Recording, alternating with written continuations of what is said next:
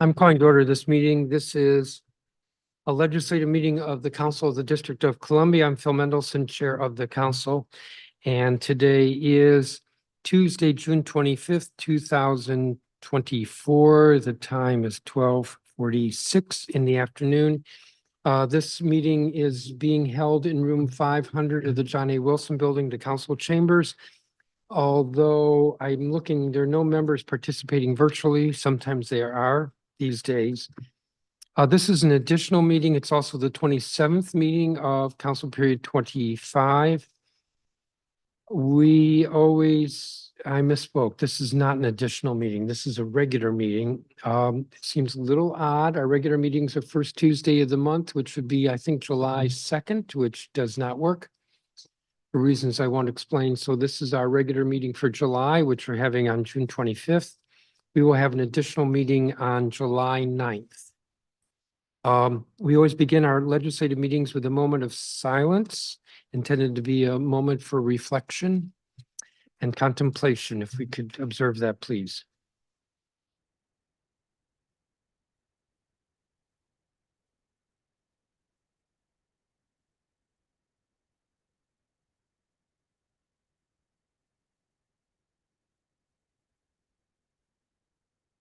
Madam Secretary, would you call the roll? Councilmember Allen. Here. Councilmember Bonds. Here. Councilmember Freeman. Present. Councilmember Gray. Councilmember Gray. Councilmember Henderson. Here. Councilmember Lewis George. Here. Councilmember McDuffie. Here. Chairman Mendelson. Present. Councilmember Nadeau. Here. Councilmember Parker. Here. Councilmember Pinto. Present. Councilmember Robert White. Present. Councilmember Trayon White. Present. Mr. Chairman, you have a quorum.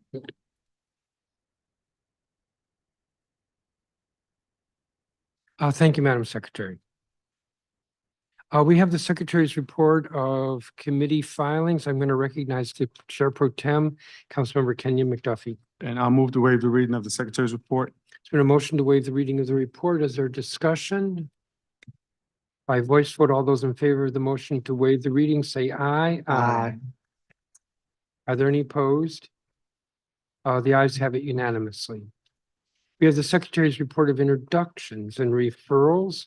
Again, I'm going to recognize the Chair Pro Tem, Councilmember McDuffie. And I move to waive the reading of the Secretary's report of introductions. It's been a motion to waive the reading. Is there discussion? On the motion to waive the reading, all those in favor say aye. Aye. Aye. Are there any opposed? The ayes have it unanimously.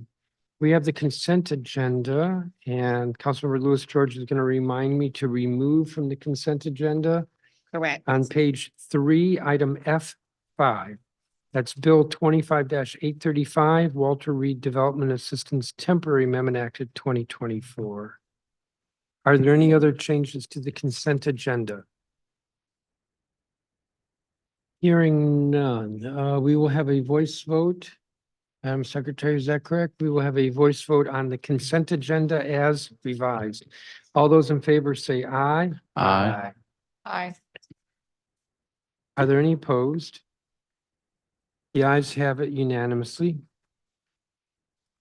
We will go to page 3, item F5, Walter Reed Development Assistance Temporary Amendment Act of 2024. Councilmember Lewis George. Chairman, I would like to I think you want to postpone indefinitely? postpone indefinitely. Been a motion to postpone indefinitely this bill. And I believe you said earlier, the reason is because it's in the Budget Support Act and Correct. therefore unnecessary to be considered as a temporary bill. The motion is to postpone indefinitely. All those in favor say aye.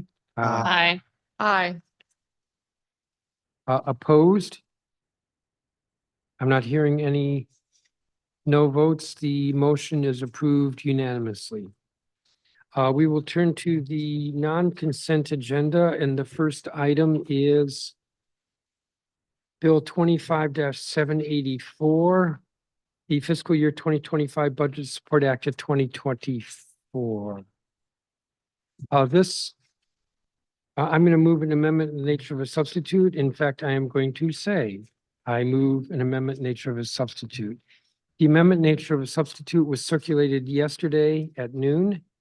And accompanying it was, I believe, an 8-page memo, which I'm fumbling to find and I can't find, which explains in detail different changes that the amendment nature of a substitute makes compared to the bill as approved on first reading. First reading was May 28th.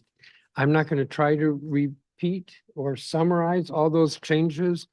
They speak to all of the titles and many of the subtitles. There are some new subtitles. And there are other existing subtitles from first reading that have amendments, some rather minor and some rather significant. Between first reading and today, there's been a lot of work that's been done on the Budget Support Act. For one thing, we've adopted the budget. And so some changes that were made in the budget between first and second reading necessitated some of the changes in the Budget Support Act. That's the amendment nature of a substitute. And then members approached with some suggestions or requests, and we attempted to incorporate all of those. I won't say we incorporated all, but most were incorporated. Comments were received from General Counsel. Comments were received from the Office of the Chief Financial Officer, I believe in particular, either their legal counsel or their Office of Revenue Analysis, who's done a lot of the vetting of this. There were comments received from other sources. On the basis of all those comments, the revisions were made. It's pretty extensive. The revisions to the Budget Support Act from first reading, extensive in the sense of affecting many of the subtitles, does not lend itself to individual amendments. So you all have the amendment in nature of a substitute before us. I think what I'm going to do is, before having a vote on that, entertain amendments. And I think I will do it in this order. Councilmember Parker, and then 4 from me, and then 1 from Councilmember McDuffie, and then 1 from Councilmember Louis George. And I believe those are all the amendments. Well, those are all the amendments that I know of. So these will be amendments to the amendment in the nature of a substitute, which is pending. First up is Councilmember Parker. And Councilmember Parker, you circulated a revised version at 11:56 this morning, and that is what will be before us, if you say so moved. So moved. Thank you, Mr. Chairman. And my team will circulate printed copies of the amendment. But this amendment is for the subtitle focused on our safe passage priority areas. And the goal here is to get us to better standardize our approach to identifying priority areas under our safe passage program. For those that may not know, the Safe Passage program designates priority areas to ensure students' safety as they're traveling to and from schools. I was grateful for the chairman's partnership in including a priority area around the Brooklyn Metro. And that funding, I believe, is for 1 year, and we'll continue to push to ensure that there's more funding in future years. This amendment would ask the deputy mayor to use several factors to determine the priority areas. Right now, while some of that deliberation is happening internally, we have no knowledge of how these priority areas are determined. And you can see the language here that it would include violence surrounding the school, as well as, and this is one of the tweaks that was made based on feedback from Councilmember Allen, metro stations and transit hubs. We also included feedback from stakeholders and others. We would get a report in May of next year and May of every subsequent year. And the reason for that would be, it would allow us to make adjustments as we're deliberating the budget. Last thing I would just point you to is the rationale for some of the language that the deputy mayor's team uses internally, specifically definitions for bullying and verbal altercations, et cetera. So with that, this amendment is moved.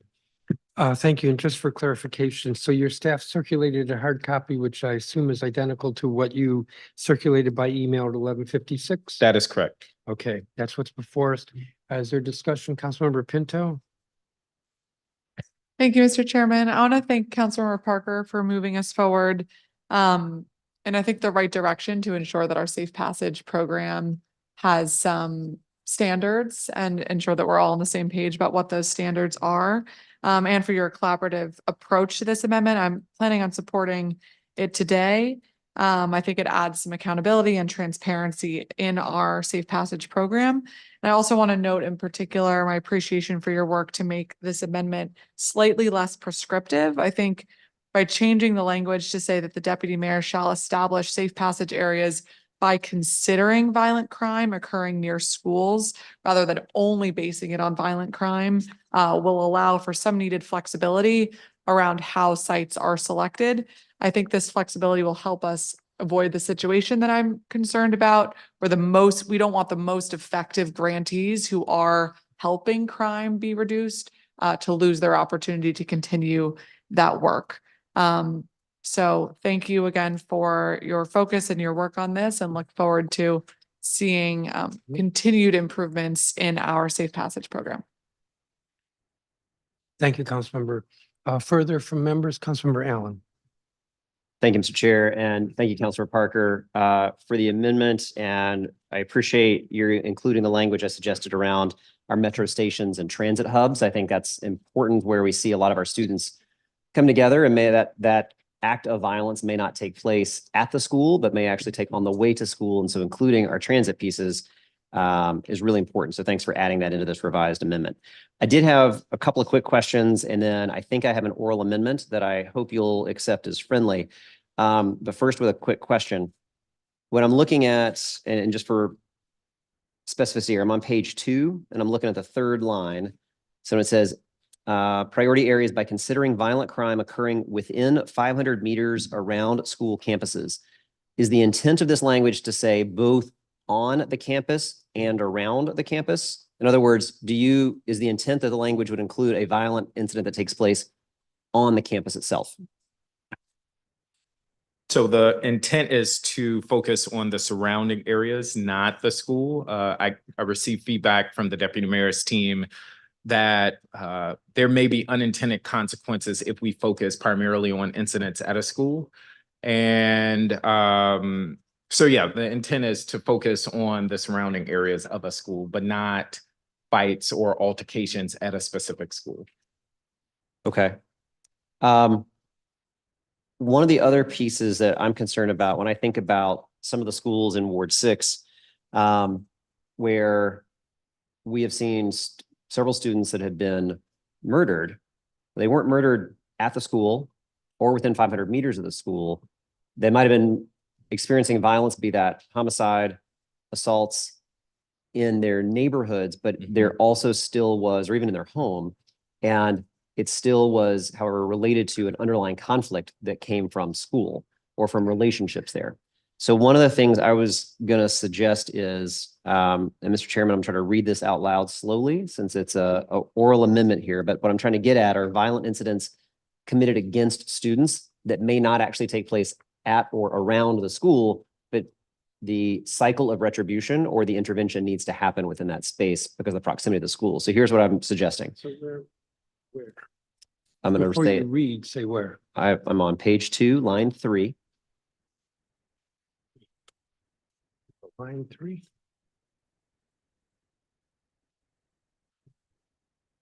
So my suggestion would be after the phrase "and metro stations or transit hubs" to add a comma or violent incidents committed against students is the phrasing I'm suggesting be added. So that would be after the words transit hubs, comma, or violent incidents committed against students. And the rationale behind that is to make sure that it's inclusive of students where the violence may be happening to that student and that young person that isn't going to be within 500 meters of the school, isn't going to necessarily be at that metro station or that bus connection, but is still going to, that underlying conflict might be rooted within school or within that passage to it. So I think that would be a helpful way to make sure we're inclusive of that. I, I don't have significant concerns about that. The only hesitation I have is the deputy mayor warned again against focusing too acutely on the school environment. And I would imagine the same would apply here if it's not a school, but somewhere else.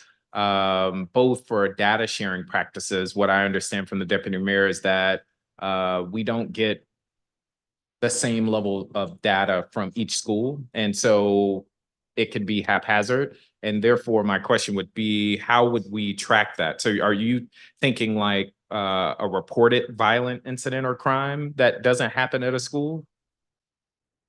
No, what I'm talking about is a violent incident, rather than being place-based, which I think you're saying the deputy mayor wants to caution against. That's Being right. place-based within a school. This language is specifically student-based, not place-based.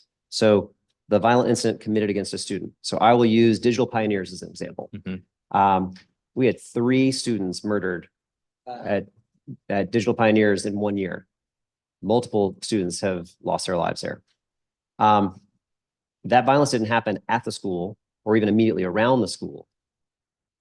But I would want the relationship between the violence that student might be experiencing to be able to be a factor here to understand we've got to help get these kids to and from school safely.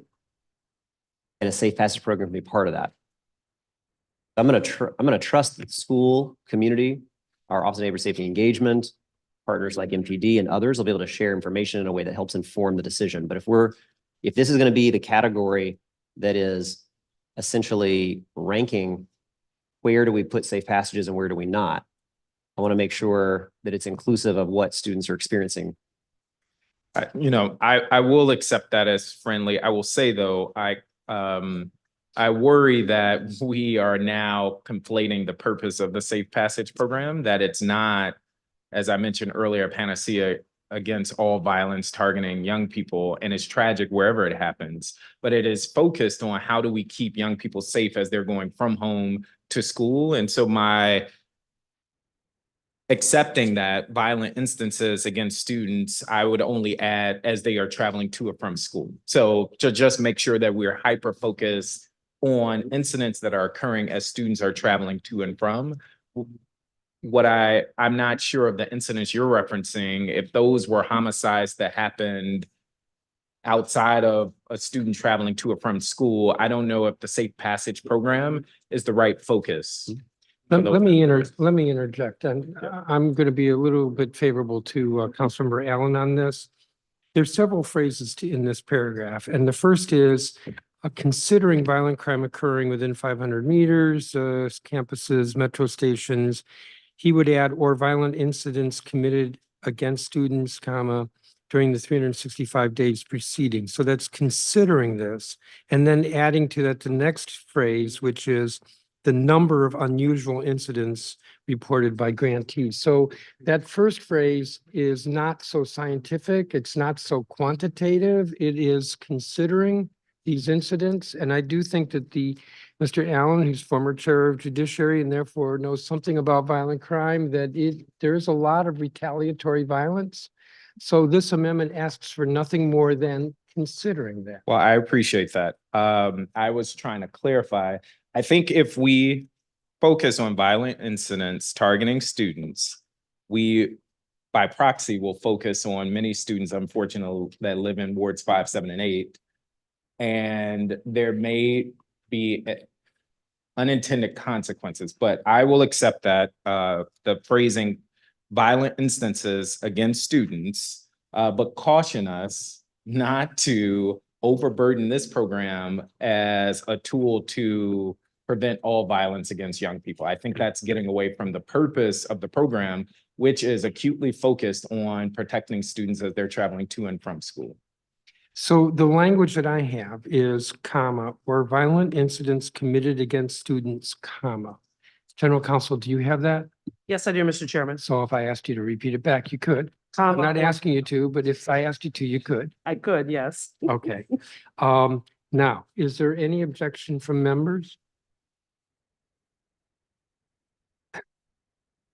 I think that you want to speak, please. So I think Councilmember Allen raises a really important point that there are a number of circumstances that warrant additional interventions and safe passage programs being effective, whether that's happening at the school or affecting students on their, in their lives. That's not right outside of the school. But if we're going to add the language to add another category, then I would go back to believing that we should be a little more clear that these are factors to consider that will become evident when the deputy mayor writes the report to us in May, articulating why she selected the sites. Because if we're saying you have to consider violent crime out of school and you have to consider violent crime affecting students at their home or on their way, we might run into an overwhelming list that is going to become hard to prioritize and therefore hard to enforce. So And that is the concern that was shared by the deputy mayor, that by making this too general and too broad, you're going to have such a large swath of areas to focus on and thereby have unintended consequences on the program. Right. But I do understand what Councilor Allen is saying, that that is a category of schools that we want to be considered because of the very real impact on students. And so if you are willing to accept Councilor Allen's friendly amendment, maybe we can make the language clear that these are factors to consider. I think that's already there because the first word is considering. Considering violent crime, blah, blah, or. And violent- where would Councilor Allen's language go in the sentence? It would read by considering violent crime occurring within 500 meters around a school campus and metro stations or transit hubs, comma, or violent instances against students, comma, preceding the selection of a priority area and so forth. You didn't have the language quite right, but close enough. Or violent incidents committed against students, comma, during the 365 days preceding the selection. But the first word in that phrase is considering, That's Okay, which was the point I made. That Right. This is not scientific. This is something to consider. okay, So if you take a school such as what Councilmember Allen noted, where there were 5 students that were murdered in 1 year, I think you said 1 year, that the deputy mayor would look at that school. That doesn't mean shall include, but will consider that school and its students safe passage. but the preceding language says shall establish the safe passage block priority areas by considering. So I just want to make sure our legislative intent is clear that there absolutely should be these factors as a part of her consideration, and that we recognize that this is complicated and we want some flexibility in those site selections. I read that. Your into this. interpretation is correct, that they shall be considered for the 365 days preceding the selection. Okay, great. Thank you. We Then were- I have no objection to we Councilor were Allen's amendment. So close to getting this agreed to. All right, if there's no objection, the amendment is accepted. Councilmember McDuffie? This is, I think, relatively minor, given the context of the discussion that's happening, but in reading the language toward the end of the initial paragraph where it says, comma, the deputy mayor shall report to the council what priority areas have been selected for the upcoming school year. What if the deputy mayor actually eliminates a priority area? Would you not want that to be included in a report? I imagine if I'm living in a community that has a safe passage program that gets eliminated, I would want to understand why that is the case. And perhaps it might be included in the report, but it might be worth adding a couple of words that require that report to the council what priority areas have been selected or eliminated for the upcoming school year. No, that is implied, but I think you make a good point. I'm assuming you're making I would offer a friendly amendment just Yes. to add or eliminate it. or eliminate it. So that it would read, Oh, yeah. the deputy mayor shall report to the council what priority areas have been selected or eliminated for the upcoming school year and what data and feedback from stakeholders was used to make that determination. Yes, I think the chairman was in the process of, I think Charles had moved an amendment first, so just for the purpose of process, I think we have one amendment on the table. No, No? Councilmember Allen's was already accepted. Oh, okay. And so you're now proposing another amendment? I am proposing. And another- what is that again? To add or eliminate it during, in the last sentence of the first paragraph. After, and I'll ask, Councilmember Parker. Yes. Council, what priority areas have been selected or eliminated for the upcoming school year? I think that makes a lot of sense. I'm happy to accept that. If there's no objection, the amendment will be accepted.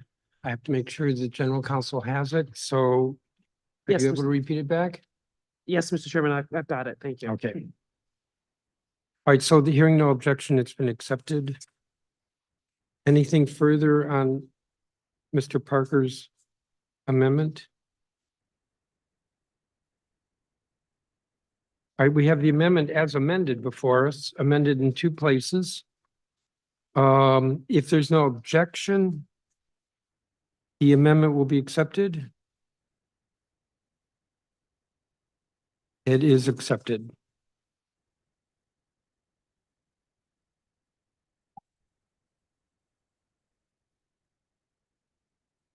Okay.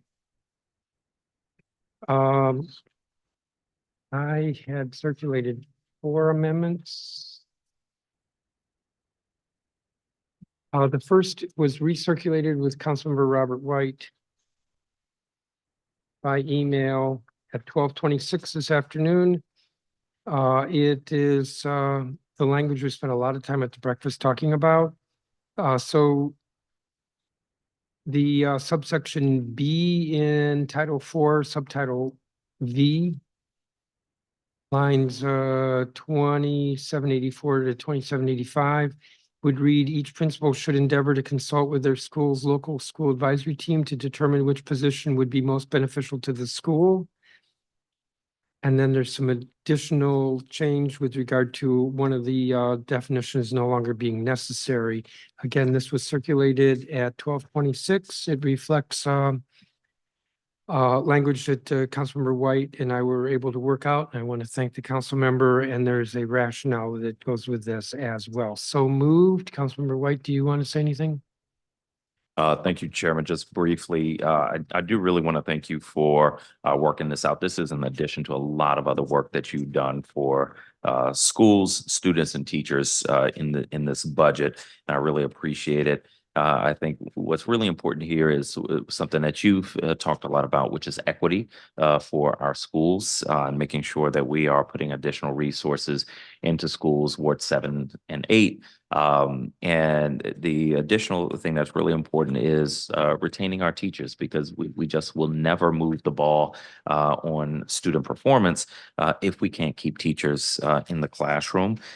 This language gets us there. It shows that we are listening to teachers.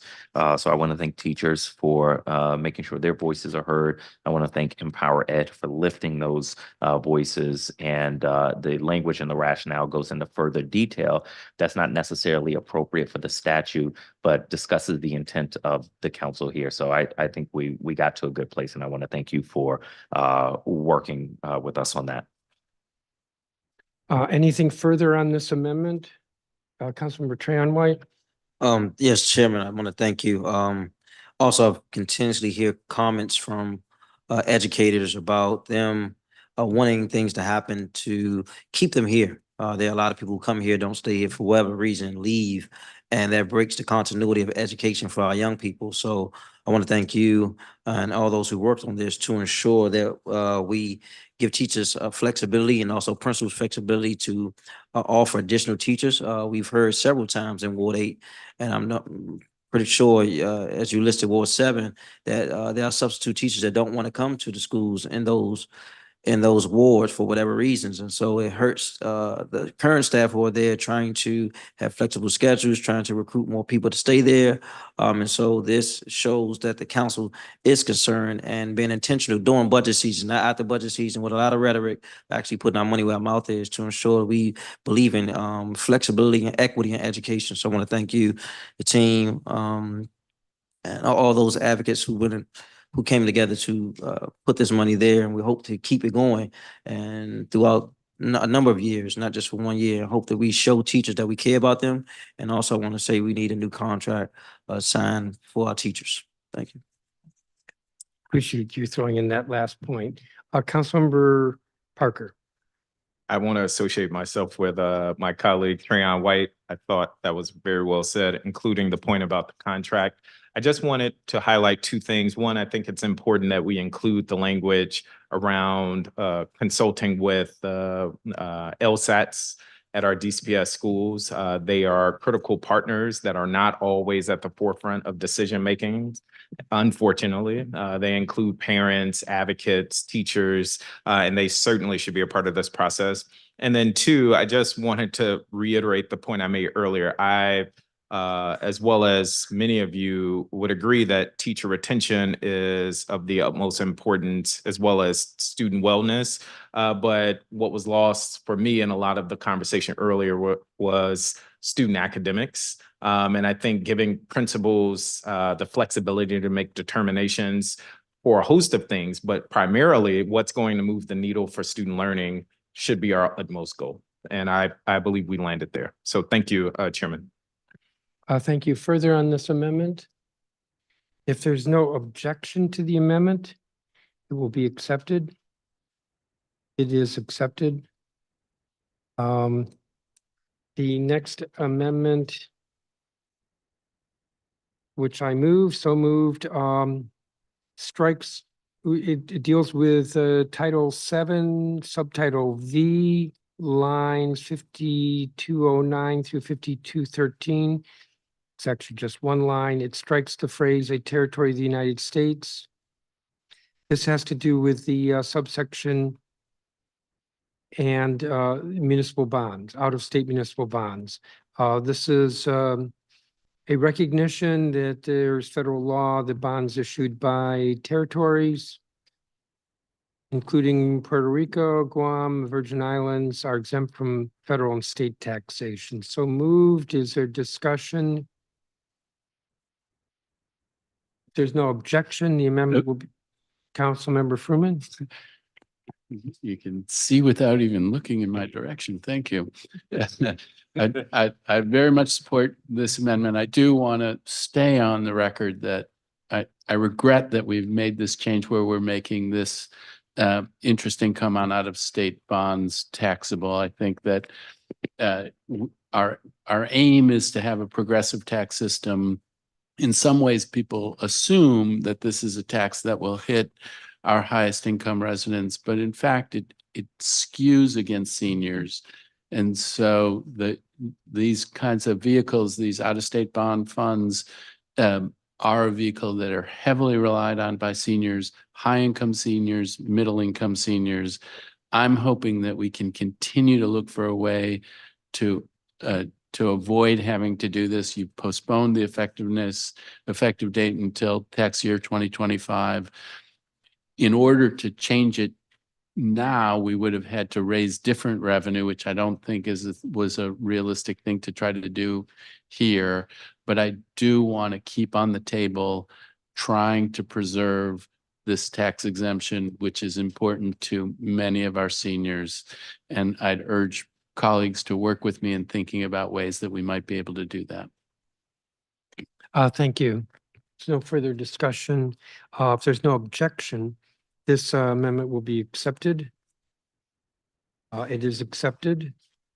The next amendment, the third amendment from me,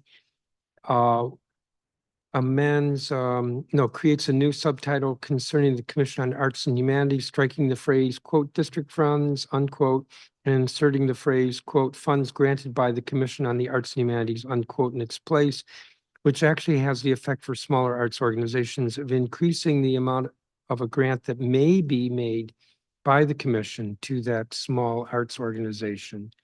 Has to do with the calculation and so moved. Is there discussion? If there's no objection, the amendment will be accepted. Hearing no objection is accepted. The fourth amendment was recirculated just a little while ago. It was recirculated at 1:07 PM.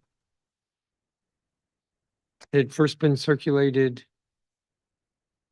at 12:12 AM. I won't say what time that was, as in it was awfully early or awfully late. The difference is the language defining extended stay housing now reads means a portion of the building above the first floor in which furnished habitable rooms or suites, each with a kitchen, are reserved primarily for transient guests who rent the rooms or suites on a daily, weekly, or monthly basis. I believe it also just fixes a typo in the next paragraph and adds in paragraph C of the amendment the word primarily. If I remember correctly, those are the differences from what was circulated at 12:12 this morning. I move the amendment. Is there discussion? Councilmember Pinto? Thank you, Mr. Chairman. I want to thank you and your team for working with us on this abatement. I think we have a really exciting opportunity in the district, and particularly along K Street and our downtown, where we have so many vacant and underutilized office buildings, to be really creative in our use of this space and to think outside the box on other alternative uses that meet our residents' needs, draw visitors to the district, and generate additional tax revenue to support our residents' needs throughout the city. We talk a lot about this in terms of our housing needs, which I think is really important, and I'm glad that this BSA separates that funding bucket so that that can be pursued. But I'm thrilled to support this abatement for an extended stay model as a housing and a hotel alternative that will allow us to welcome long-term business visitors as well as families as they spend time in the district. So thank you again for working to include this abatement to ensure that we can bring this specific project to life that I think will be very exciting. Thank you. For anything further on this? Mr. Chairman. Councilmember Bonds? Thank you, Chairman. I want to make sure I understand this amendment. Does this amendment affect a situation where in the District of Columbia, if you start with a lease and after the end of the quote unquote lease time, and you continue to occupy the unit, you occupy it on a month-to-month basis. So would it include that type of condition, housing condition as well? I think not, but this subtitle actually pertains to a specific property downtown. Okay. But my colleague made reference to it being an opportunity to redevelop downtown. And while it may just refer to one building today, as we move to redevelop downtown, it could refer to another address or many other addresses that are along K Street. Correct, in the sense that I suspect that just as this year we're adding to what we did last year, that next year we may be adding to what we've done this year with regard to downtown conversions or reactivating downtown. All right, so then you would suggest that if we add to this and we look at the other properties downtown, we would need to specify the conditions, the abatement conditions for those properties as well. Not into the future. Not necessarily on a building by building basis. All right, thank you. There's nothing further and there's no objection. This amendment will be accepted. Hearing no objection, this amendment is accepted.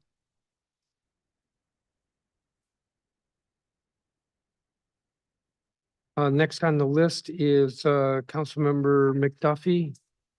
I believe you had an amendment. Yes, And I believe you recirculated. No, you did not. This is the amendment you circulated 7:59 PM. correct.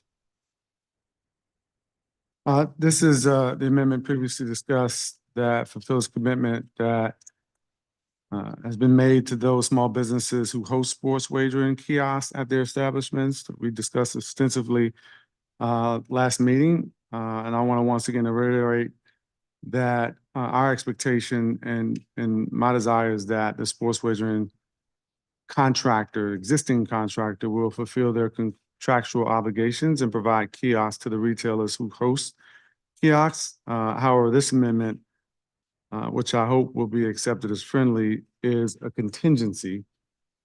It provides a pathway to ensure that retailers will always have kiosks if they would like to have them, regardless of whether the contractor fulfills its obligations or not. And I appreciate the chairman including the version of this in the ANS. However, this amendment is necessary, and it states that the Office of Lottery and Gaming shall provide kiosks either through the contract or by requiring Class A operators who expand district-wide or new Class C operators to install and operate kiosks at the small business retailers. Operators would be required to provide the kiosks under the same terms as the contract, so retailers would see no difference in compensation or service standards. That's the idea behind this. And it specifies that if retailers are without operating kiosks, that the Office of Lottery and Gaming shall facilitate the replacement of the kiosks within 15 days. I know that some operators have expressed a willingness to provide the kiosks should the contractor not provide them, while others have expressed an affirmative interest in doing so. The amendment allows the Office of Lottery and Gaming to either assign one operator to provide all the kiosks or to spread the responsibility among operators. And finally, should an operator fail to provide the kiosks when ordered to do so by the Office of Lottery and Gaming, it gives them the authority to make those who fail to provide them subject to a daily fine of $1,000. And I want to, again, recognize and thank Chairman Mendelson and Councilmember Matt Fruman in particular and his staff for advocating for this and working with me and my team to craft this amendment. And I think I'm gonna leave it there. Outside of recognizing the budget office and all their work and helping us get to this point as well. General Counsel's office is absolutely essential too. And so I want to mention them for working with us and sort of the changes that we had to make last minute to get to this point. So Chairman, with that, I would move the amendment and hopefully you'll accept it as friendly. Thank you, Councilmember McDuffie. Questions or comments or debate? I would like the opportunity to vote present on it. Okay. Thank you. Anything further on this, Councilmember Mr. Parker? Chairman. Councilmember Oh, Parker? you called me. I didn't hear. I just want to register my reservations around the inclusion of the sports wagering amendment in the BSA. And while I do think this is an effort and an attempt to move in the right direction to support small businesses across the district, I continue to have concerns whether or not this is going to manifest in the ways in which we hope they will. And I just would say all of this is unnecessary because we could have done this outside of the budget. Well, that said, I just wanted to call out some of the small businesses that we keep referencing and talking about in the abstract, as well as some of the revenue that some of these small businesses have made in the past. So we have, in no particular order, South Capitol Liquors that in Ward 8 that has a kiosk. And in fiscal year 22, they had $410,000 in sales. In fiscal year 23, they had $310,000 in sales. If I go down to Ivy City Smokehouse in Ward 5, in fiscal year, I believe this is 23, they had about $20,000 in sales, significantly less. The reason why I'm bringing this up is that these are not small dollar amounts for some of these businesses that are operating on the margins. And I continue to worry that with all best intent, we are haphazardly adjusting the plane while we're attempting to fly it. And again, it's unnecessary. So I join my colleague, Councilmember Nadeau. I would ask for a roll call vote, as I just cannot support this. Anything further with regard to this amendment? So we'll have a voice vote. The vote is on the amendment as. Mr. Chairman, What? can we have a roll call vote? A roll call? That was a second request. Madam Secretary, would you call the roll? Councilmember Henderson. Yes. Councilmember Henderson votes yes. Councilmember Lewis George. Yes. Councilmember Lewis George votes yes. Councilmember McDuffie. Yes. Councilmember McDuffie votes yes. Chairman Mendelson. Yes. Chairman Mendelson votes yes. Councilmember Nadeau. Present. Councilmember Nadeau will be recorded as present. Councilmember Parker. No. Councilmember Parker votes no. Councilmember Pinto. Yes. Councilmember Pinto votes yes. Councilmember Robert White. Yes. Councilmember Robert White votes yes. Councilmember Trayon White. Yes. Councilmember Trayon White votes yes. Councilmember Allen. Yes. Councilmember Allen votes yes. Councilmember Bonds. Yes. Councilmember Bonds votes yes. Councilmember Fruman. Yes. Councilmember Fruman votes yes, and Councilmember Gray is absent. Mr. Chairman, there are 10 yeses, 1 no, 1 present, and 1 absent.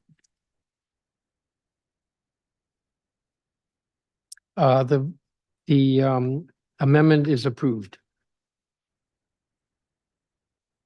10-1 with 1 present. Councilmember Lewis George, you had an amendment? Yes, Mr. Chairman, this amendment corrects a date change that was made between the first and second reading in the DGS Process Improvements Act in 2 places regarding publication of data and analytics. The date at first reading was October 1st, 2024. We changed the dates because DGS expressed a need for more time because funding won't be available until October 1st. So we've given DGS several additional months to hire staff and do the work before implementation. So to clarify, this amendment is to replace December 31st, 2025, both times as it appears on lines 322 and 349 with December 31st, 2024 in Title I, Subtitle H, the Department of General Services Process Improvement Act of 2024 to reflect the intended 3-month rather than 15-month delay. Mr. Chairman, I hope you'll accept this amendment as friendly. Thank you. I have a hard copy. Did you email this to members? Yeah. Okay, so members have this. Is there discussion from members? There's no objection. This will be accepted. And hearing no objection, it is accepted. I believe there are no other amendments to the Budget Support Act. Amendment nature of substitute. Anything further before the amendment nature of a substitute is put for a vote? Councilmember Nadeau. Yes, Chairman, could you please share some information about Subtitle I Early Childhood Educator Pay Equity Amendment Act of 2024? It says the ANS clarifies the authority of the Office of the State Superintendent to provide guidance to child development facilities on how to differentiate employee salaries and clarifies responsibilities of the Early Childhood Educator Task Force. Can you explain why we had to make a change in the BSA and why we are reducing the salaries of lead teachers with bachelor's degrees? I was not prepared to talk about this, so, but it's a fair question to ask.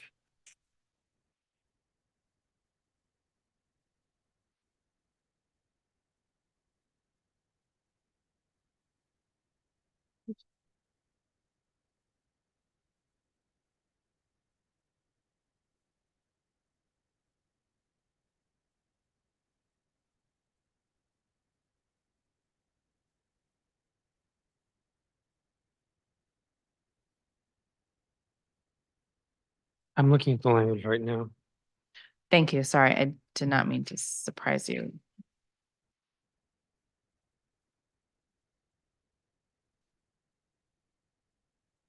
I'm going to recognize Councilmember Henderson. Thank you. Thanks for raising this, Councilmember Nadeau. I was going to speak to it if no one else had said anything.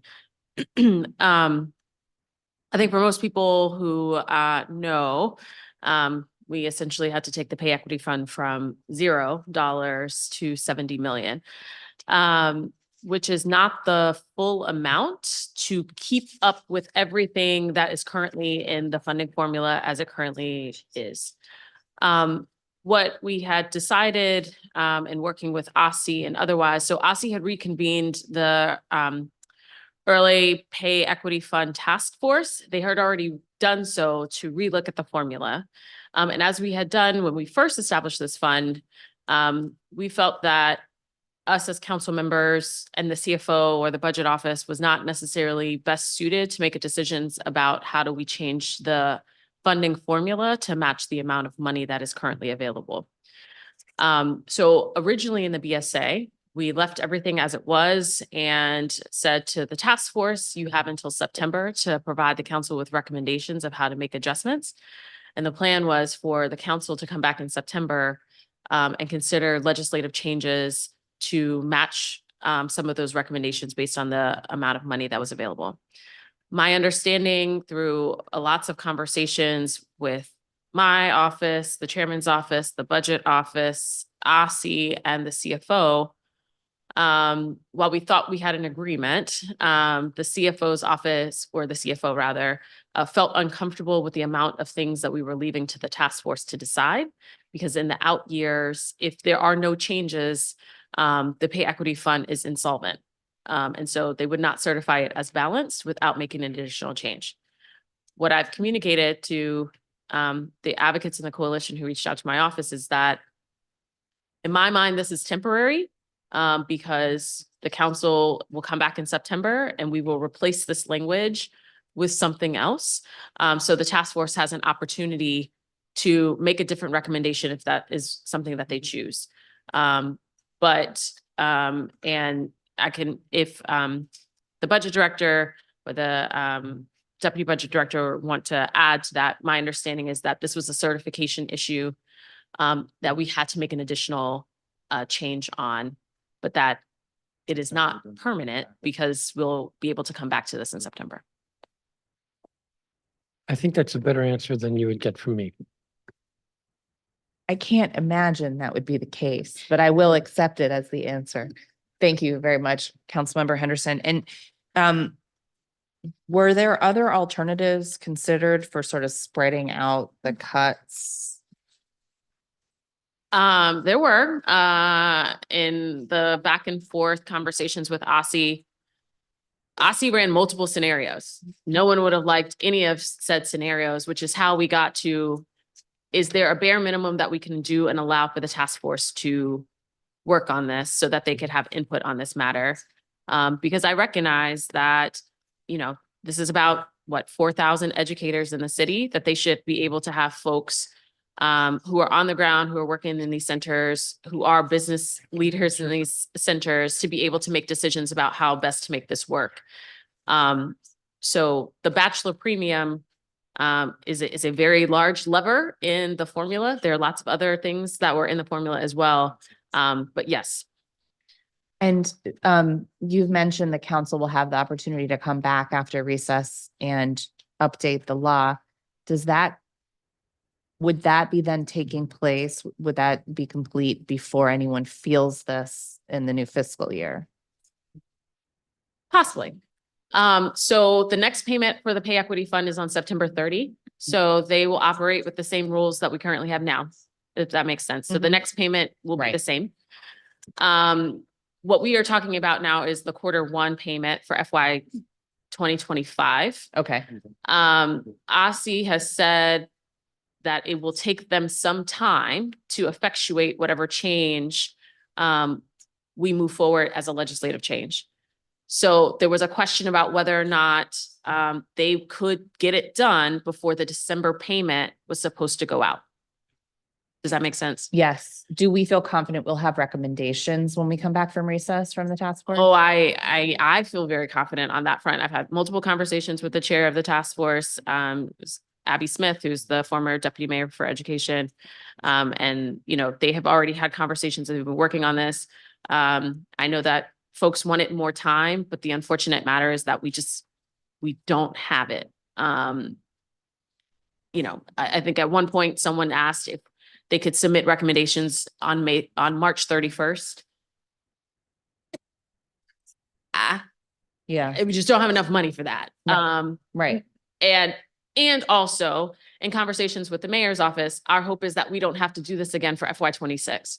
And so if the mayor is formulating her budget proposal starting in, I don't know, October or November, the idea is what we are deciding is we are locking this in, hopefully, for the next 4 years or the length of the financial plan. Thank you. And I have one final question really for the budget director and chairman or deputy director. And that is, was this assertion by the CFO one that ultimately you agreed with, or is this another example of one where we had a different perspective and finding? Madam Budget Director, you comfortable answering that?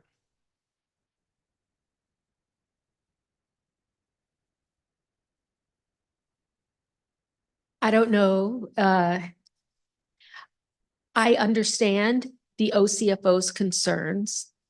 I believe that where we will end up being in September will be what the initial intent of the BSA language was, which was that the task force would determine which levers to pull in order to make the program fit within the 70 million.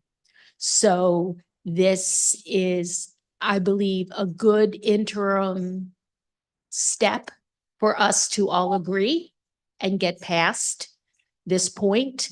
And in September, when we receive the recommendations, we will be acting on the recommendations of the task force, which was our initial desire. Thank you, Chairman. Thank you, Councilmember. We have the amendment nature of a substitute before us. Further discussion on the ANS. The ANS, the amendment nature of substitute has been amended. I won't repeat all the amendments. On the ANS. Councilmember Pinto. I could wait if you'd rather me speak on the BSA itself. I'd rather you don't speak twice. I'll just speak once. Your preference on when that is. I would say after we vote on the ANS. Okay, that's fine with me. Councilmember Tran White. Yes, I did have a question. I'm not sure if now is appropriate in regards to ANS subtitle P. Residency waiver for District IT Workers Amendment Act 2024. Yes. Normally there's a residency requirement. Is there something special about this particular field or person that we are making this exception for? The positions within the IT field are often difficult to fill or to retain. If you read the language carefully in the subtitle, what it speaks to is a person who's been granted a waiver under the current law can continue to benefit from that waiver. So it speaks to, for instance, if there might be some change in the person's status, such as a promotion. But all it says is that if you've gotten a waiver, then you can continue to have that waiver. Is this for all DC IT workers or is this specific? It would affect all of the government.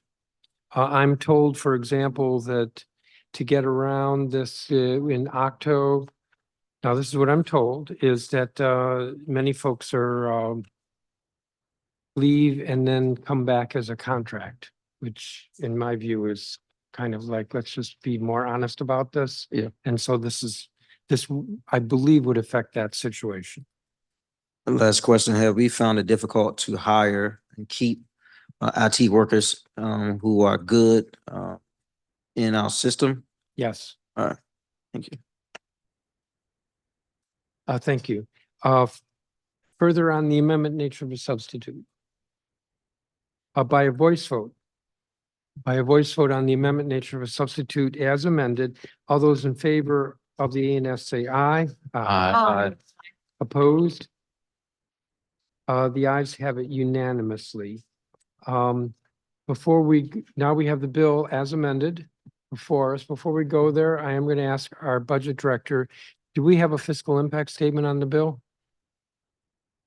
Yes, we do. It was circulated this morning by the chief financial officer, and it says that it is balanced, funds are sufficient. Thank you. All right, on the BSA, in general, Councilmember Pinto, did you want to speak? Yes, thank you so much, Mr. Chairman. And I want to thank you and your team again and the Budget Office and my team for all of the work on the Budget Support Act. I think today we are moving forward a budget that makes a lot of really important changes and improvements to our city.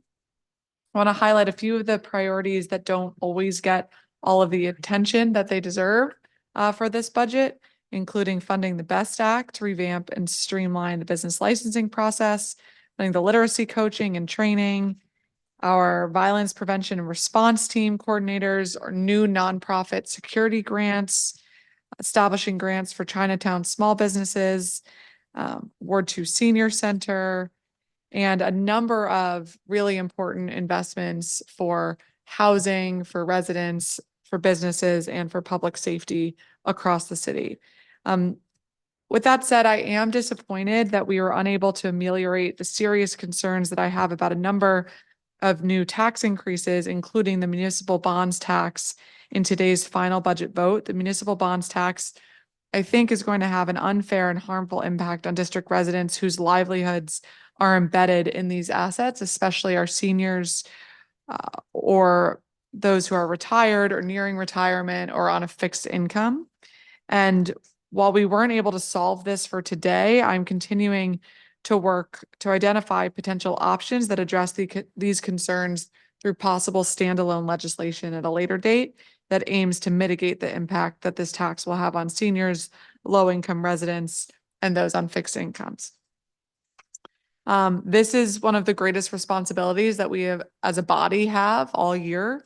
And I know it is one that we all take very seriously. I think we've come a long way in the last couple of months to meet many residents' concerns, invest in our communities, and move forward a district with a vision that provides fundamental safety for our residents in every neighborhood, ensures DC is a competitive and opportunity-rich location to do business, and that our residents across incomes and ages can thrive across our city. So I look forward to the work that continues after today, but really want to thank you, Mr. Chairman, for all of the work with us, especially over the last couple of weeks in getting to today.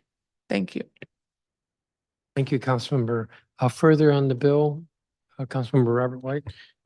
Thank you, Mr. Chairman. I detailed many of the investments that I'm proud the council is making in the FY25 budget at first reading and 2 weeks ago at second reading of the LBA. So I'll keep this brief. As we close out this budget season, I recognize that there has been a lot of attention paid to the significant reductions in funding for our housing and human services programs compared to what we've spent in recent years. And unfortunately, we had to keep provisions proposed by the administration in this Budget Support Act related to the rapid rehousing and career map that will harm our lowest income residents. But while the mayor's budget proposal was a big step backwards for equity in our city, the council and my committee focused its work on advancing the needs of our lowest income residents, with hundreds of new housing vouchers for individuals and families, millions more for emergency rental assistance, housing counseling, street outreach, returning citizens, and home purchase assistance, among other critical programs. When we invested outside of housing and human services, it was typically on programs that advance equity, like our earned income tax credit and baby bonds. That will mean thousands more people staying in their homes, finding stability after homelessness, or moving up on the economic ladder. In addition, I'm proud of the progress we're making to help reduce government waste, consolidate redundant government programs, and ensure that we are spending taxpayer funds on effective services. That will help us invest even more in our residents in the future. Every dollar we spend on waste or on programs that aren't working is a dollar that could help our neighbors buy food or pay rent. This is not about austerity, but about effective governing and providing great services for residents. Finally, I'd like to thank you again, Mr. Chairman, your staff, OSSI, and DME for working with my office to include language requiring the district to collect data on the effectiveness of vocational training programs in the Budget Support Act. The reporting requirements are from my Vocational Education for a New Generation Act. For many students, securing a job after high school represents the best path towards stability, motivating them to finish school and establish meaningful careers. I'm excited that this subtitle will provide us with data that will help us understand which programs are working so that we can pass the Vocational Education for a New Generation Act, and we will know where we should drive those investments. Of course, those investments without keeping teachers in the classroom will not help us as much as they could. So I want to thank you, Chairman, and your team for working with me and my team and with educators to make sure we are including language to help schools thrive, particularly by retaining the great teachers that we recruit. Thank you again, Mr. Chairman, to your staff, to the Budget Office, to the General Counsel, and to my team and everyone who worked so hard to get this budget over the finish line. Thank you, Chairman. Thank you, Councilmember. If there's nothing further on the bill, we have, give me just a second. We have the bill as amended. This will be the final vote on the final reading on the Budget Support Act. All in favor of the bill, say aye. Aye. Opposed? Hearing no votes, the measure is approved, final reading unanimously.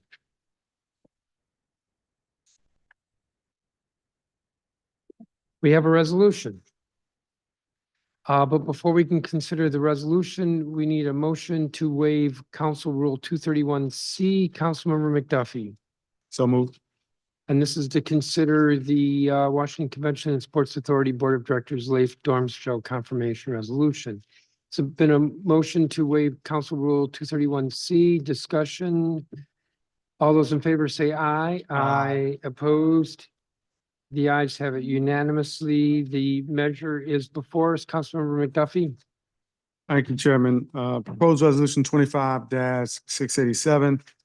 The Washington Convention and Sports Authority Board of Directors Leif Dormschow confirmation resolution of 2024 was introduced on March 8th, 2024 by Chairman Mendelson at the request of the mayor and referred to the Committee on Business and Economic Development on March 19th of this year. The committee held a public roundtable on this proposed resolution on May 30th, 2024, and marked up the proposed resolution on June 17th, 2024. The proposed resolution would confirm the appointment of Leif Dormschow as a public member of the chairperson of the Washington Convention and Sports Authority Board of Directors for a term to end on May 16th, 2026. Mrs. Dormschow previously served in the Bowser administration as Director of the Department of Transportation, and currently he's the Executive Vice President of RegGate, a real estate firm where he oversees the business development and other activities in the Mid-Atlantic region. He also serves on the District of Columbia Public Library Board of Trustees. He's a graduate of Wesleyan University and Harvard University, and he is a Ward 3 resident. So moved. We have the resolution before us. Is there discussion? By voice vote, all those in favor of the resolution PR 25-687, say aye. Aye. Any opposed? The ayes have it unanimously.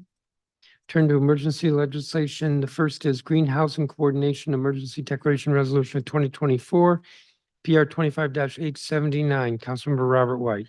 Thank you, Chairman. This legislation is about which buildings are going to be built to a net zero energy standard and when. Net zero is a state-of-the-art standard where a building can operate efficiently through enough that all of its emergency needs are met by on-site or dedicated off-site renewable energy sources.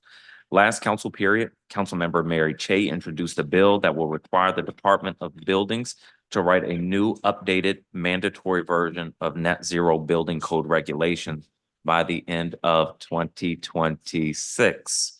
The council passed it unanimously and the mayor signed it in 2022. Around the same time we passed and the mayor signed my Greener Government Buildings Amendment Act, or GGBA. I worked with the Sierra Club and Washington Interfaith Network to draft it, and they also turned out in force to testify for it. It says the new construction and major renovation projects that our government owns or subsidizes at least 15% of have to achieve net zero readiness without waiting for the 2026 regulations to come out. Consistent with the upcoming regulations, my 2022 bill also specifically prohibits on-site fossil fuel combustion and doesn't allow projects to off-site energy consumption with so-called unbundled energy credits that aren't tied to a specific renewable source. The GGBA passed subject to appropriation, and then last year, our committee responsibilities changed. Councilmember Louis George and her team gained jurisdiction over government facilities. They took up the baton and fought hard to fund the GGBA in last year's budget process, for which I'm very grateful. Up to that point in the process, we were all focused on government facilities, but the GGBA was about to go into effect. My team and I started getting urgent outreach from the Department of Housing and Community Development and affordable housing providers. In addition to government facilities, the part of the law that we amended with the GGBA also applies to residential construction where our government covers 15% of the cost or more. Based on the types of residential construction we fund, that basically means buildings with affordable housing units, public housing, and shelter. Affordable housing projects take a long time to plan and finance, and they're typically a couple stages into the design process by the time they seek local subsidies through DHCD's consolidated request for proposals. If we had let the residential piece of the GGBA snap into effect, it would have sent many projects back to the drawing board and effectively killed others. Housing preservation projects where you have older buildings that are very difficult to bring up to high efficiency and add greener central systems would be hit the hardest. The executive proposed solution was to strike the entire residential piece from the bill. We weren't going to do that. Instead, we've passed a series of emergency and temporary exemptions while my team and I tried to find a more targeted, can I have another minute, Mr. Chairman? Without objection. While my team and I tried to find a more targeted approach. So far, we've only exempted projects that got subsidy commitments by April of this year. But before we head into recess, at a minimum, we absolutely have to cover an upcoming July round of DC Housing Finance Agency loans. But I'd rather give affordable housing developers more predictability than that. Based on what DHCD and affordable housing nonprofits have shared with us, it sounds like most residential projects can't comply with the current version of the net zero regulations, which are voluntary for private construction projects, but which we've tried to make mandatory for projects we subsidize. Today, rather than completely roll back the intent of the GGBA, I'm putting forth a bill that keeps up the pressure to demand net zero performance from larger new affordable housing. However, where the current law uses DOB inspections and permitting, today's bill focuses on the Housing Production Trust Fund eligibility requirements in the short term. Recent HPTF requests for proposals have held buildings over 50,000 square feet to the Enterprise Green Communities Plus standard, which includes a so-called net zero element. Starting next fall, DHCD is going to have to demand that these large building projects go all electric. The HPTF RFPs will also need to include a true net zero compliance element for these large projects unless DHCD director finds it unnecessary to keep to the lesser standards to get to affordable housing. I would have loved to apply these standards to smaller projects too, but the executive tells us that despite the mayor signing the GGBA last January, they haven't gotten far enough along in the standard and solicitation development process yet to realistically enforce this standard against participating smaller projects until it's just about time for the new universal net zero standards to come out anyway. Now we've seen on multiple past occasions that environmental planning gets deprioritized and delayed as we clear from this year's budget proposal from the administration. So I want us all to have a very clear sense of what to expect from the 2026 net zero building code process. The last thing today's bill does is to set up a cycle of public meetings and reports on the rule development process happening twice a year. I appreciate the nonprofit housing providers and executive working with us on today's bill ideas, but we need certainty that we are still moving in the same direction over the coming years. Thank you, Chairman. Thank you, Councilmember. So we have the declaration before us. Is there discussion? Councilmember Louis George. Thank you, Chairman. And thank you, Councilmember White, for your tireless work to expand the amount of affordable housing in the district. I appreciate you and your staff making the legislation narrower from what the executive wanted. But it is still broader than previous emergencies we passed. And I believe this could go farther to uphold our important climate commitments. While I will be voting in favor of the legislation, I want to make sure we sort of make clear sort of what this means. The Greener Government Buildings Act will not apply to residential projects receiving district funds. I understand why projects that will be submitted for the next round of public financing awards this summer need to be exempted, as likely they were in process before the Greener Government Building Act took effect in October, after my committee fully funded the law last year. However, this legislation sunsets when the upcoming net zero energy building code takes effect, which is due by the end of 2026. As a result, projects that won't be complete until 2029 and possibly beyond will not be net zero and will be obsolete as soon as they are finished. Furthermore, projects under 50,000 square feet will be allowed to use combustible fuels such as natural gas. I think I'm just dismayed at the executive's refusal to support a fossil fuel prohibition regardless of the project size. Removing natural gas from homes protects not only the environment, but also residents. I fear we are creating two classes of residential housing, one of which will expose residents to dangerous health and safety effects of living with combustible fuels, and one that will not.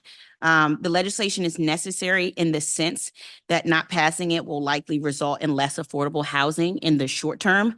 However, the legislation is not necessary in the sense that this was the only option to protect affordable housing.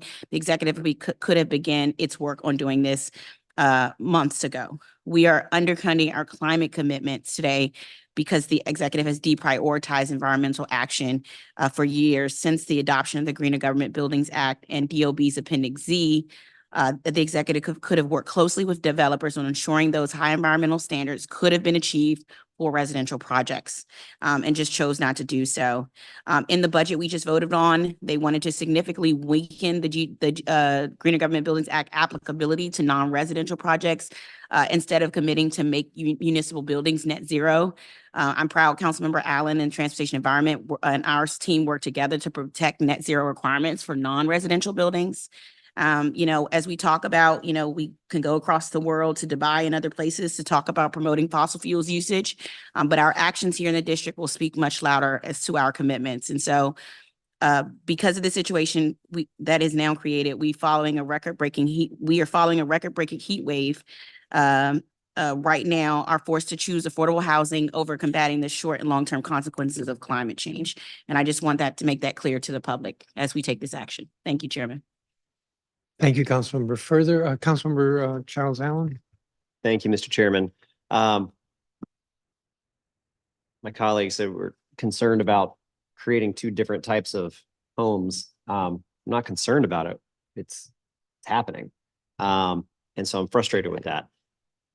3/4 of greenhouse gas emissions in the district come from our buildings. And so policies like our Greener Government Building Act and the Building Energy Performance Standards Program are critical to being able to keep the district on track to meet its climate goals and reduce our impact on climate and the environment. At the same time, we're obviously trying to also make sure that we are creating affordable housing. And I think it's unfortunate DHCD has not yet gotten to a place where they can fully comply with the GGBA. I did want to ask a couple of questions, so I'm going to jump into that if I can. Section 2 of the emergency requires that requests for housing proposals involving the HPTF, Housing Production Trust Fund, for new construction of 50,000 square feet or more must satisfy Enterprise Green Community Criteria 5.2B and 5.5B. Can you just say a little bit more about why are we limiting the projects to the 50,000 square feet or more? Thank you, Council Member Allen. Affordable housing developers, which have reached out to us to suggest that, and these are nonprofit affordable housing developers, suggesting that it's impossible for them to comply with Appendix Z for practically all residential projects. They have identified 50,000 square feet as really the tipping point at which they can't figure it out today. So that is what we raised. Again, as I suggested, as Councilmember Louis George suggested, we shouldn't be here. The regulations should have been developed already, so there should have been predictability for these projects. But this is where we are today, and I'm not happy about it. Okay, thanks. And under the package up in front of us, if a project were to begin construction prior to 2026, but obviously isn't going to be completed till later, I just want to make sure we understand for the life of that project, which rule is going to govern? Are they going to be under this emergency, or by the time the new regulations are issued, they would have to be in compliance with that? In other words, is it tied to essentially the beginning of construction and when you pull your permits, most likely?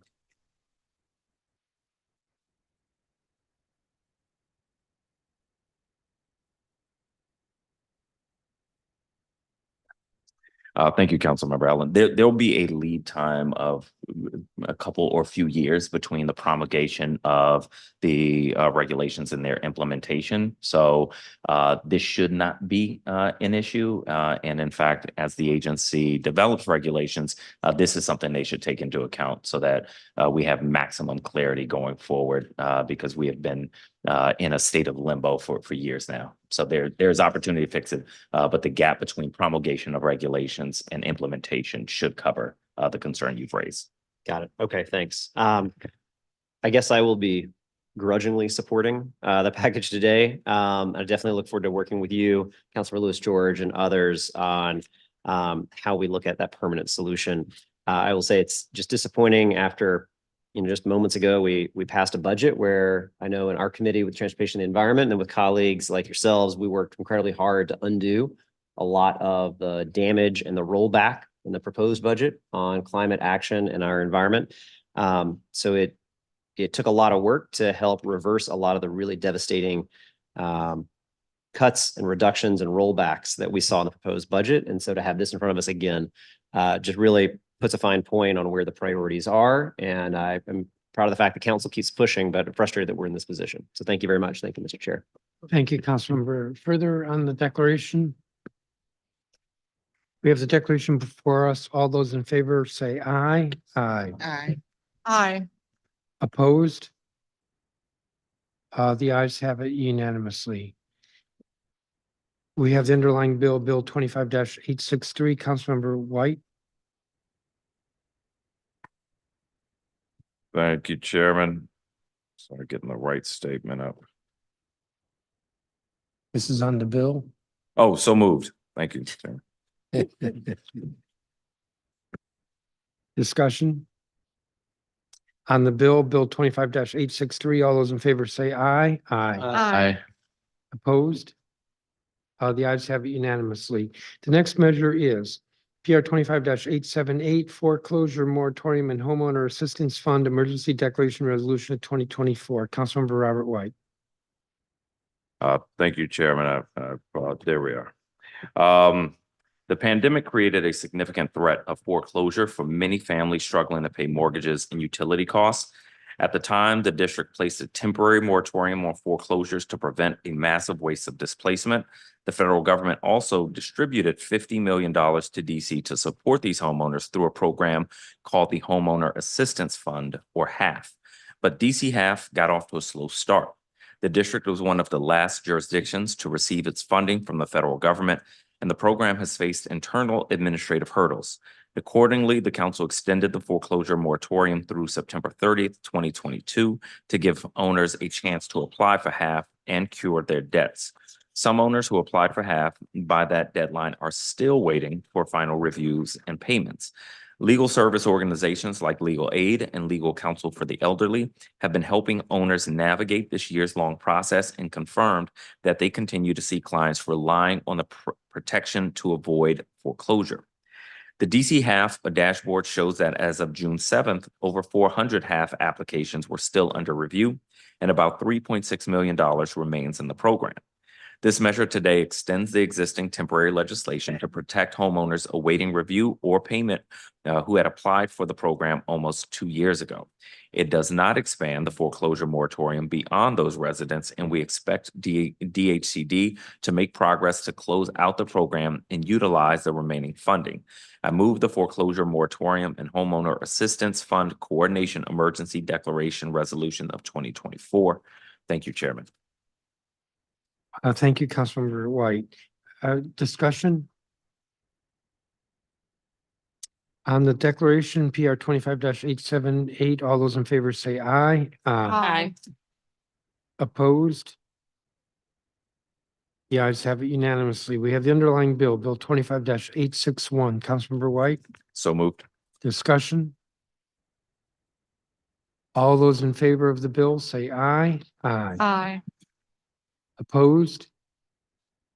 The ayes have it unanimously. The next measure is PR 25-877, tenant payment plan. Mr. Chairman, did you technically already call that, like, are we done? Or can I ask for what is it, a 5-minute wait? Councilmember Louis George had to step out for a minute. We have our rules allow a 2-minute. 2 minutes. Somebody asked, Okay, I think she'll be back. in 2 yeah, but minutes. somebody has to ask for the 2 minutes before the vote. Maybe we can ask for a revote. Oh. Motion to reconsider, Mr. Chairman. Seconded. Yeah, she was here when it vote was taken. Don't make stuff up, guys. Yeah, she yelled through the hall. I heard that.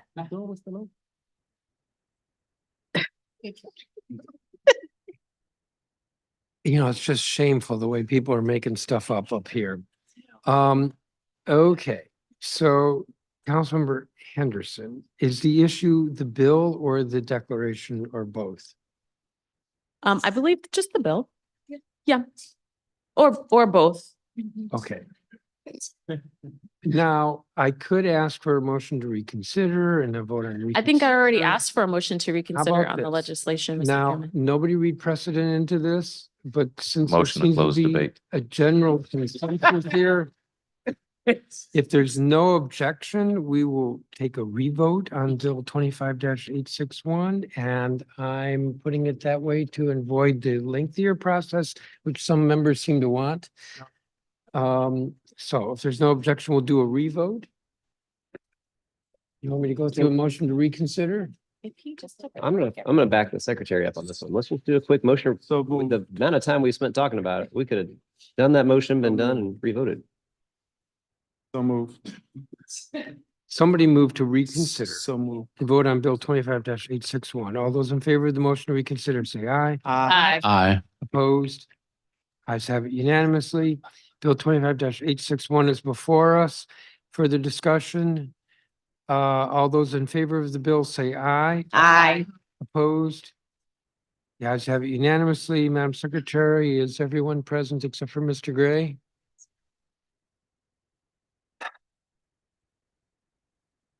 Council rules do specify that if a person is stepped out, we can have a 2-minute wait. The next measure is PR 25-877, Tenant Payment Plan Phase and Continuation Emergency Declaration Resolution of 2024. Councilmember White. Thank you, Chairman. During the pandemic, the district placed a temporary moratorium on evictions to prevent a massive wave of displacement and pass protections for tenants who needed time to pay back their rents. Between March 11th, 2020 and July 25th, 2022, housing and commercial property owners had to offer tenants an option to create a payment plan that lasted at least 1 year. Providers were not allowed to report to credit reporting agencies that any of the payments made under the plan were delinquent, and providers could not charge interest on the payments.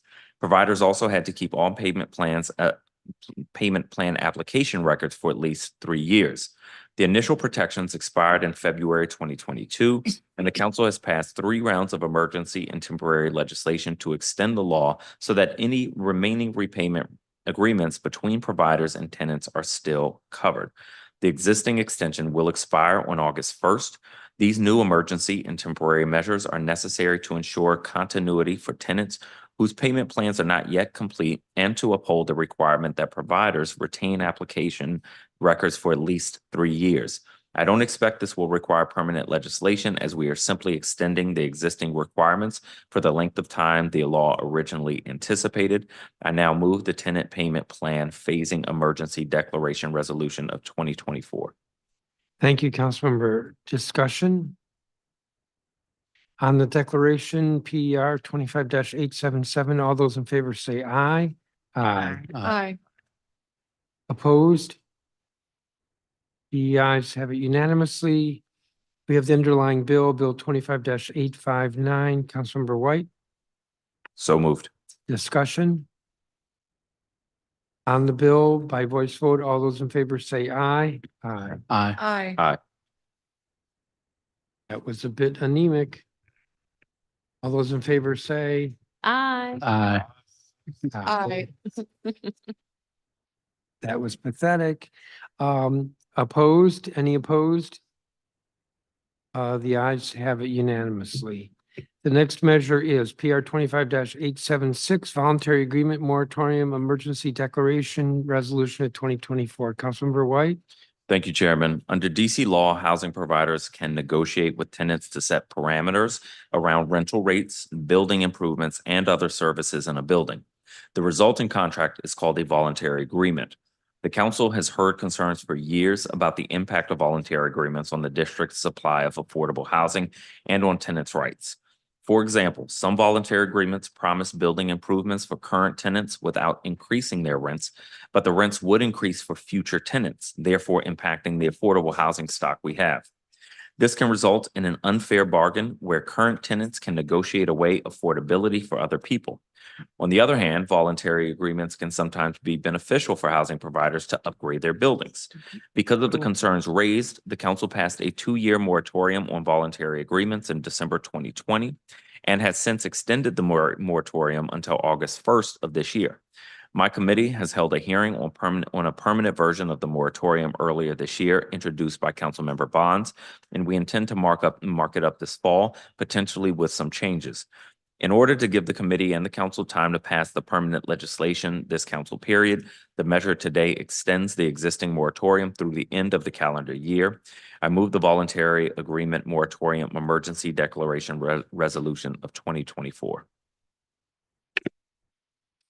We have the declaration before us. Is there discussion?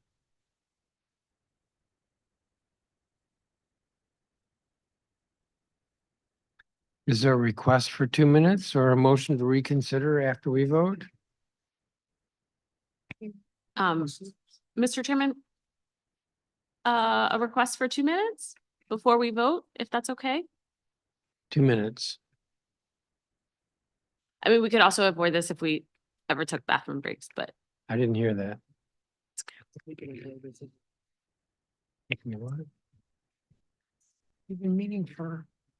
We've been meeting for 2 hours. We started at 12:45, so 1:44. We're not even 2 hours into this meeting. I know my mic is on.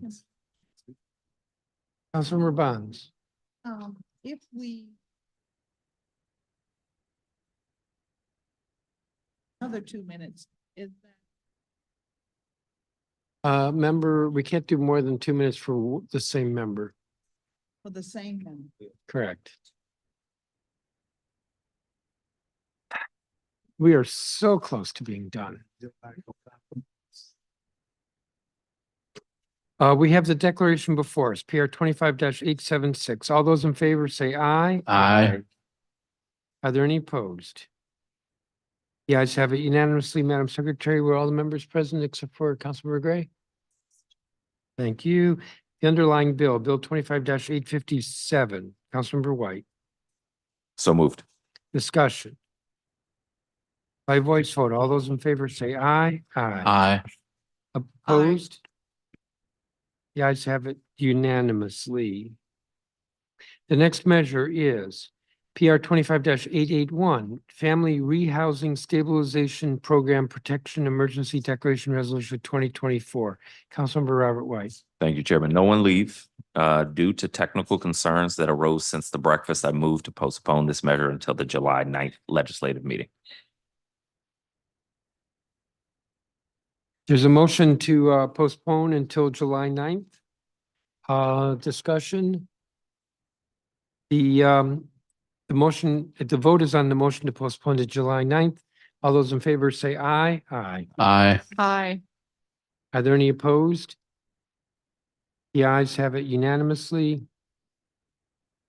The next measure is PR 25-880, Migrant Services and Supports Extension Emergency Declaration Resolution of 2024. Councilmember Robert White.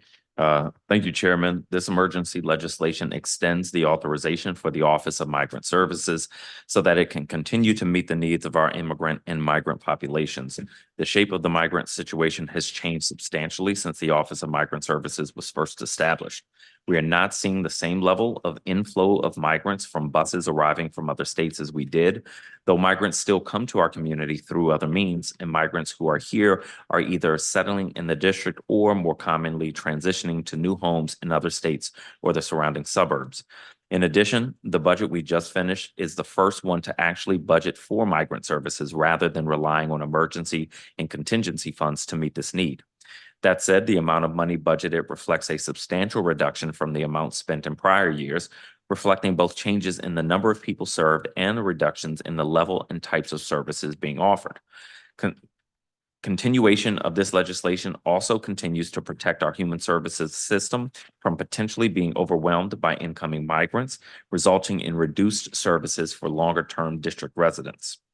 I expect to shortly introduce permanent legislation regarding migrant services now that we have both regular funding for the program and are continuing to move toward a steady state of operations to appropriately welcome and address the needs of migrants and immigrants coming to the city without sacrificing the welfare of our other residents. Thank you, Chairman. Thank you, Councilmember. We have the declaration before us. Is there discussion? On the declaration, PR 25-880, all those in favor say aye. Aye. Opposed? Are there any opposed? The ayes have it unanimously. On the underlying bill, Bill 25-865, Councilmember White. So moved.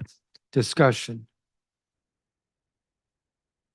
By voice vote on Bill 25-865, all those in favor say aye. Aye. Opposed? The ayes have it unanimously. The next two measures were put on the agenda by Councilmember McDuffie. The first is PR 25-874, 2024 Summer Olympics, Paralympic Games, Art All Night, and Dine All Night Emergency Declaration Resolution of 2024. Councilmember McDuffie.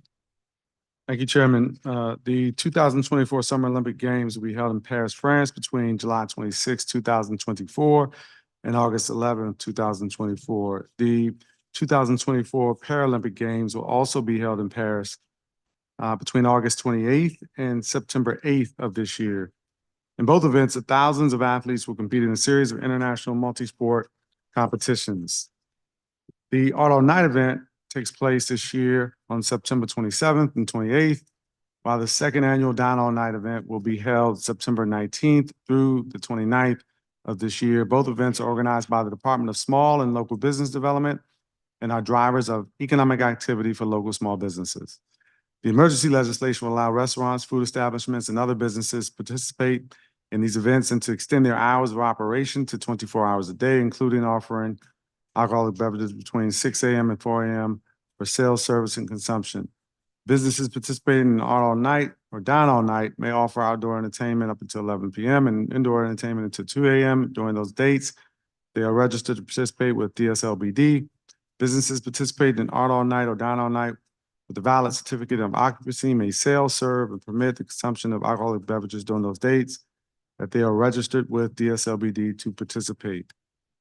The emergency legislation will allow for the advanced planning of businesses, staff, and resources. Consequently, it's necessary for the council to consider this legislation on an emergency basis. With that, I move the declaration. Thank you, Councilmember. We have the declaration before us. Is there discussion? Councilmember Pinto? I just feel the need to make a PSA about this, that while establishments will be open for longer hours, that does not mean that people need to consume alcohol for longer hours. We need to all be very mindful of the public safety impacts that alcohol has, especially after bars get out late at night. Do not bring weapons into establishments. There will be robust public safety personnel out and about working hard to keep everybody safe. And we should all stay very vigilant during all of these times. And no driving while you're intoxicated. Thank you, Councilmember. Further on the declaration, Mr. Chairman, Councilmember Allen? just following up on that point, Mr. McDuffie, how many 24/7 bus routes do we have in the city that would well serve not just our workers, but anybody who wants to be engaged in some late night Olympic watching? I think we have about 10 or so routes that touch all 8 Or wards. 11? Sounds like that would be a pretty good option. Enough to meet demand, certainly. Fantastic. I'm so glad that we have 24/7 bus service in our city. Just want to throw that PSA too. Thank you, Councilmember. This meeting isn't lasting long enough. Further on the declaration. The vote will be on PR 25-874. All those in favor say aye. Aye. Aye. Opposed? The ayes have it unanimously. The underlying bill, Bill 25-854, Councilmember McDuffie. So moved. Discussion. On the bill 25-854, all those in favor say aye. Aye. Aye. Opposed? The ayes have it unanimously. The next measure is PR 25-884. Medical cannabis conditional license and unlicensed establishment closure clarification emergency declaration resolution of 2024.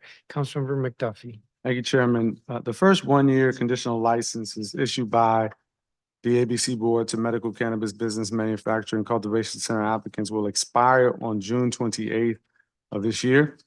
On May 1st of this year, the district zoning administrator released guidance expanding where a medical cannabis manufacturer or cultivation center business can locate. It is imperative that the conditional licensing period be extended from 1 year to 2 years to provide these existing medical cannabis business conditional license holders with additional time to find permitted locations under this new guidance. There's also a significant need to clarify when and how APCA may inspect, seize contraband product, and summarily close unlicensed establishments selling or exchanging cannabis or cannabis products.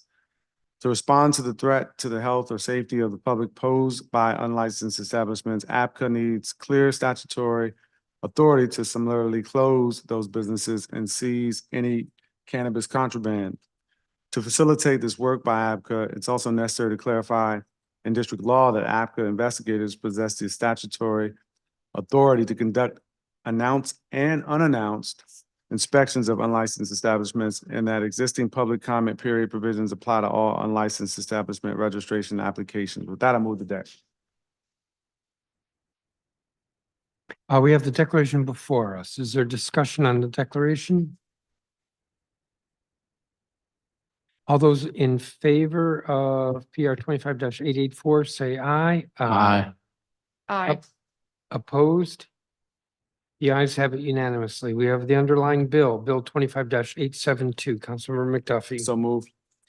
The measures before us. I circulated yesterday an amendment.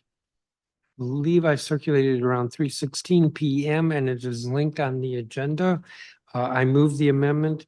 The amendment expands the activities that warrant summary closure and padlocking of an unlicensed cannabis establishment to include the distribution or attempted distribution of Schedule I substances or products containing Schedule I substances as enumerated in a specific code, section of Title 48 of the code. So moved on the amendment. Is there discussion? If there's no objection, the amendment will be accepted. Hearing no objection, the amendment is accepted. I believe Councilmember Allen circulated an amendment. Councilmember Allen. Thank you very much, Mr. Chairman. I hope mine will also be accepted as friendly. So at this time, I want to move that amendment, and just for the record, it was circulated at 12:26.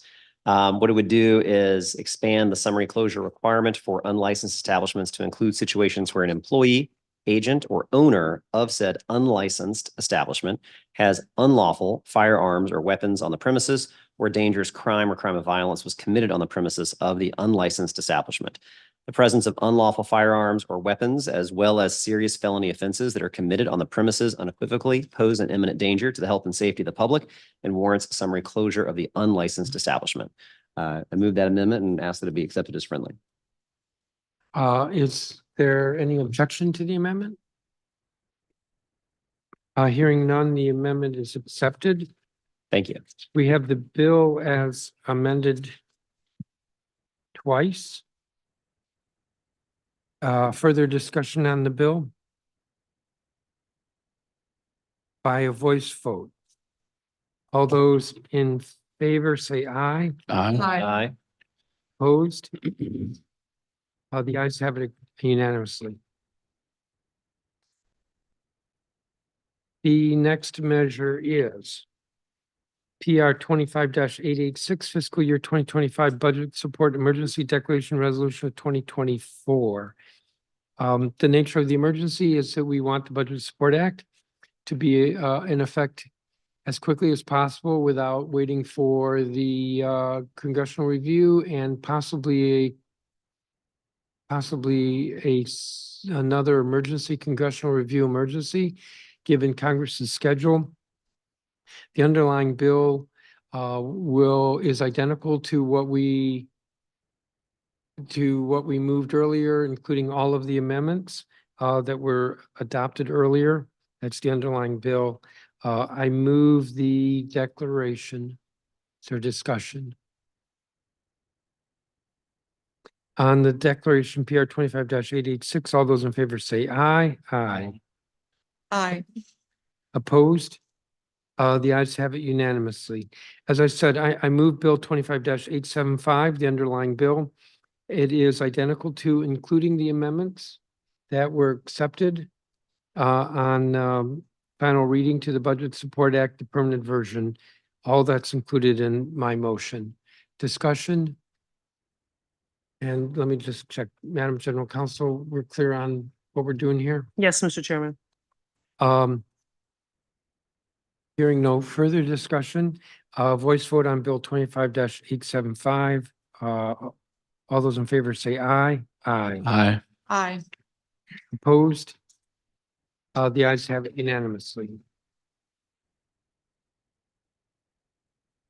The next measure is PR 25-882, short-term disability insurance benefit protection clarification emergency declaration resolution of 2024. Councilmember Louis George. Yeah, thank you, Chairman. Today, along with Councilman Bonds, I'm moving the short-term disability insurance benefit protection clarification emergency declaration resolution of 2024. The council unanimously passed a previous temporary act on final reading at the September 9th, 2024 legislative meeting.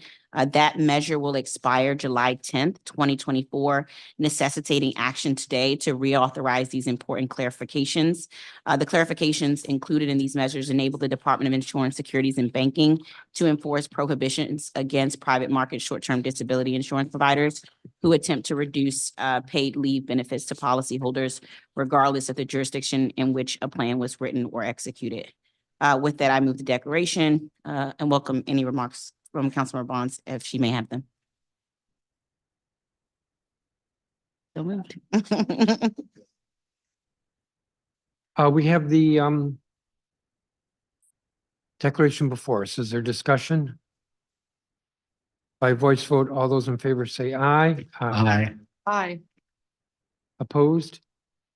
The ayes have it unanimous. The underlying bill, Bill 25-869, Councilmember Louis George, So moved. discussion. By voice vote, all those in favor say aye. Aye. Opposed? The ayes have it unanimously. We have the temporaries and number 5, Family Rehousing Stabilization Program Protection Temporary Amendment Act of 2024. The emergency was postponed. I'll move to postpone this to July 9th. And if there's no objection, that motion will be accepted. And it's accepted. All right, if there's no objection, I'm going to move in block. Items 1, 2, 3, 4, 6, 7, 8, 9. That's the Green Housing Coordination temporary, the foreclosure moratorium and homeowner assistance fund temporary, tenant payment plan phase and continuation temporary, voluntary agreement moratorium temporary, migrant services and supports extension temporary, 2024 Summer Olympics, Paralympic Games, Art All Night and Dine All Night temporary, medical cannabis conditional license and unlicensed establishment closure clarification temporary, including the amendments that were adopted, and short-term disability insurance benefit protection clarification temporary. Hearing no objection, all those are before us in block. I love to ask the secretary to call the roll because she loves to do that, but I won't do that here. The vote will be on those, I believe it's 8 temporary bills. After an opportunity for discussion, all those in favor say aye. Aye. Opposed? The ayes have it unanimously. The 8 measures temporaries are adopted first reading. That is going to conclude the business of this legislative meeting. The next legislative meeting will be an additional meeting and it will be on July 9th. The time is 2:38 p.m. and this meeting is adjourned.